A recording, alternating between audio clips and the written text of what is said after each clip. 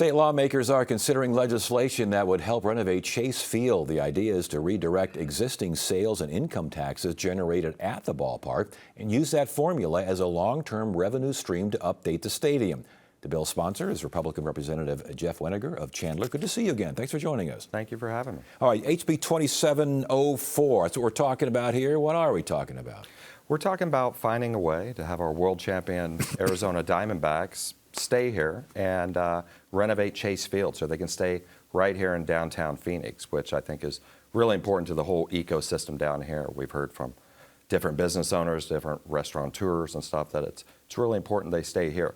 I do want to say they have not said that they're leaving, but we think this is a sustainable way that we can have them stay here, renovate Chase Field with the existing tax revenue that's being spent and collected at Chase Field. Indeed. So it's just a tax recapture here, shifting sales and income tax revenues, what, 5 to 5.6% would go to stadium improvements, something along those lines? 5% of the sales tax, leave the education part alone. And all income tax by employees, including the players.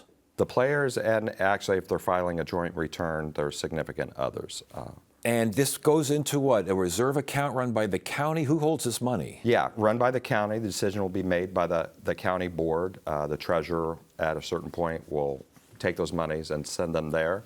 And then they will apply for things over $1 million and stuff to do renovations, to do, you know, if you've seen, they put in a new field, they put in new LED lights. They've done a lot of the stuff over the past few years, but there's $500 million worth of repairs, upgrades, and that kind of thing that needs to be done. This would either allow them, most likely, to go out and borrow money and even front load it up front and get these things done for the people come to see the games and make it the world-class facility that it deserves to be. And you touched on this earlier, I should say, but why is this a good thing for Arizona? Well, it's a good thing because this decision was made 30-some years ago by a county board to build this stadium, and they did it. And now it's, I think a lot of people don't realize, the Diamondbacks don't own this stadium. This is a public facility. And so this is just like anything else. You don't want to have a rundown public facility. And the amount of tax capture, not just at the stadium, but in the 3 deadest months of the year for restaurants and bars in downtown Phoenix. Think about it, it's 115 degrees outside, but yet there's baseball games going on. And when those people leave those baseball games, they're going and keeping those restaurants thriving in the worst time of the year for the service industry. Yet this is recapture, this is redirecting, these are existing sales. There's no new sale, no new taxes here involved in this legislation. So you got existing stuff, but the existing revenue goes somewhere. It will not go there anymore. It will stay within the Diamondbacks and this program. Is that a concern? I mean, I've heard that concern. Now, for the state, we're estimating it's between $6 and $7 million total per year. But the fact is if the Diamondbacks go away, and I want to reiterate, they've never said that. They say they want to stay not just in Arizona, but in downtown Phoenix. But reality is reality. If you're having to upgrade a stadium that you don't own, at a certain point, that's just not feasible. And then all the tax goes away anyway, not to mention the events that we get because of the Diamondbacks and all the economic development that goes on in downtown Phoenix and around the state because of it. So losing $2 of revenue means $4 of revenue coming in, that's what you're saying. Right. Where does the county stand on this? We're still talking with the county. I had a good meeting with them yesterday. We're doing probably a couple tweaks, but conversations go on, and I firmly believe that we'll have them on board. What about the city of Phoenix? Setting up a meeting to meet with them next week, had some preliminary talks. I mean, to me, we're all in this together. I mean, the taxpayers, the city of Phoenix, Maricopa County, and the state of Arizona. And we can't become a two-sport state, Ted. I mean, we've already lost the Coyotes.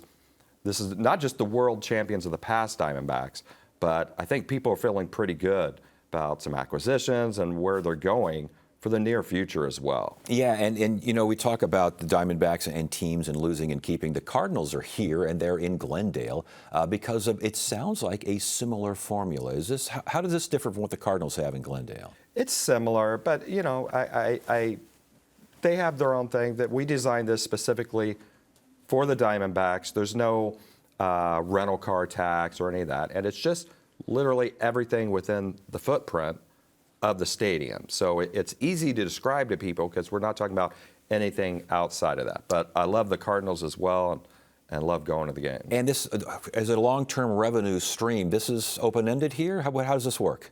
Yeah, it's open-ended. I mean, a stadium life is about 30 years. Okay. We're almost at that now. And so it's going to constantly need upgrades and stuff in the future, and hopefully we'll have them 30 years and beyond. But I did put in, and this is something I came up with, and they agreed, no hesitation, to put in some stipulations of a clawback. So if they leave within the first 10 years, they owe $10 million. And that comes from them.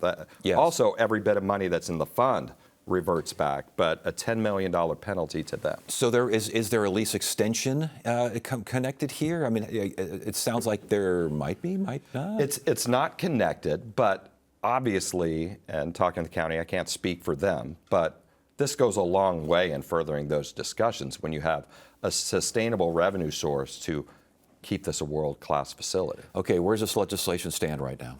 Got out of our Commerce Committee the other day with a very good vote and heading, I think, to rules next week. So hopefully heading to the floor of the House in the next couple weeks and then on to the Senate. As far as hearing from the governor's office, you're a Republican, so you don't hear all that much, but word gets around. Any idea of where this stands? I haven't talked directly with the governor. You know, we've talked, and I can't speak for them, but we've had some very good conversations. I think everybody, regardless of party, down at the legislature and the Capitol, knows we need to keep the Arizona Diamondbacks in Arizona. Yeah. If for some reason this doesn't pass or doesn't pass muster in some way, shape, or form, do you think the Diamondbacks are out of here? Do you think that was serious business they were talking about?